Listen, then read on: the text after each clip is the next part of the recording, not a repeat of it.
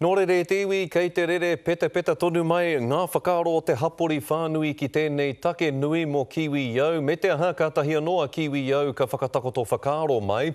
Hioi kei te mōrika katoa te tāhuhu rangapū o te taurawhiri i te reo Māori ki tēnei āhuatanga. E mārama ana tētahi o ngā kaimahi ōmua o pou tāpeta Aotearoa ki te whakamā, te riri me te taumahatanga e pā atu nei ki a Manei May Clark i tēnei wā. Hioi hea i ki te nuinga e whakaputa whakaaro mai ana ki tēnei take, he ua te whakapono kei te pēnei tonu te whakahāweatia o te reo Māori i tēnei tau nei 2014.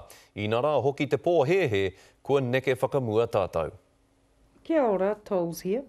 Ko tata toru te kautau, mai te wā i whakaheke a Glavish i tōna tūranga, e te whare pau tāpeta mo te tuku mihi Māori ki ngā kaihoko, me te ki, kia ora.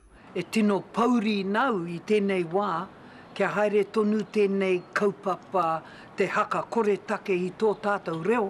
Ki konei, ka mutu ko tauiwi e haka kore take ana i tō tātou reo o kia ora, i te wā e mau ana tō rātou ingoa ki runga ki tō rātou whare ko kiwi iau.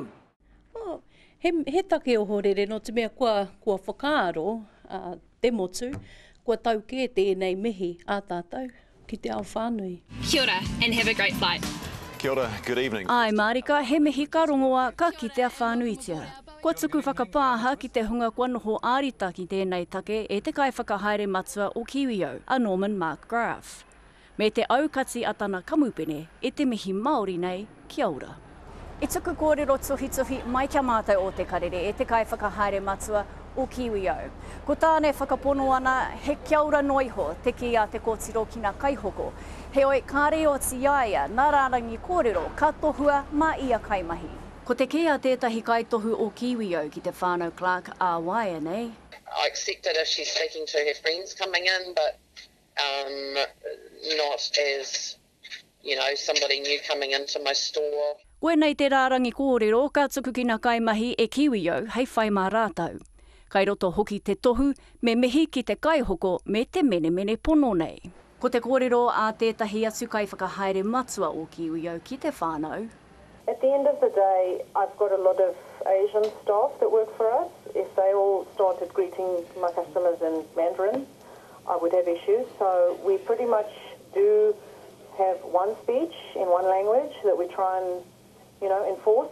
Ko te mea ke hei hakarotanga mā rātou, i whai atu te kōtirona i tōna hakatupuranga Māori me tōna reo hakaheke i oho i ana mātua tūpuna i te rānei. Te kuare kei roto i a rātou kei hara kei roto i te kōtiro e pupuri ana i te mauri o tōna reo. Kia kaha tātou te tuari, te poipoi ngā kaupe nei kia Kiwiau mā. Aha kua te pōhehe, kua huri te ao, te ahua nei, he mahi nui tonu kaimua i te aroaro.